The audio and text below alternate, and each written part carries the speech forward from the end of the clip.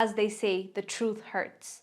But the truth is also very important for you to reflect and make the right decision going forward. So that is why it's important to expose the truth, even if it kind of hurts when you're talking about it and you don't want to admit it. Our sister started a conversation on her page, which I agree with. And this is a conversation we've been having on this channel as well. Why do some Africans need foreign validation, especially white validation? It's true. Whether you admit it or not, it's true. We need to change it? Yes, we agree, but we need to address it before any change can come. This is what she said. We'll come back and discuss. Why are we Africans so upset when people from other African countries partake in our culture? I've seen like Congolese people, Kenyans, and different nationalities being criticized for wearing different types of Nigerian attires to their weddings.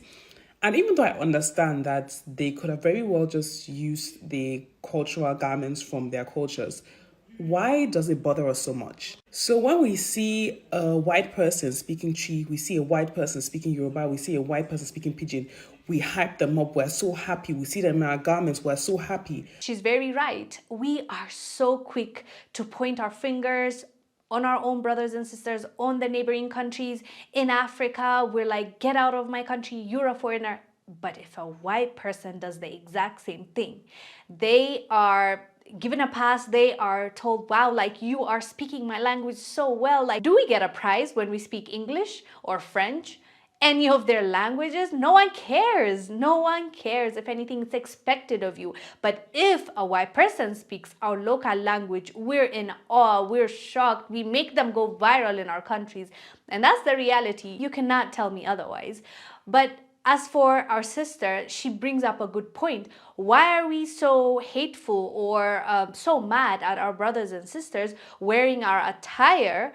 We call them out for copying us, but then when a white person does it, we're like, we're flattered. We're honored that they're doing it. Remember when we talked about the Estonian lady admitting that she got treated better in Kenya by black people because of the color of her skin? And I am so very aware that I am privileged.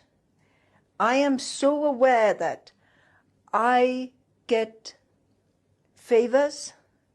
I'm so aware that there are things I was able to achieve simply because of the color of my skin. That's an actual white person saying that they got treated better because of the color of their skin. So I guess the bottom line is there's an issue there. We have to admit it. And how can we fix it is the main thing I guess we need to focus on, instead of just dwelling on like it, because we all know that some people do this. But how we can change it, in my opinion, is by learning, by history, by teaching them why they feel like, first of all, they need to dig deep and understand why they think the way they think. And when they see the pattern, they'll say, aha, this is where I went wrong. It's the movies I watched, or it's what my parents told me, or it's colonization, or I saw how my grandparents were treated.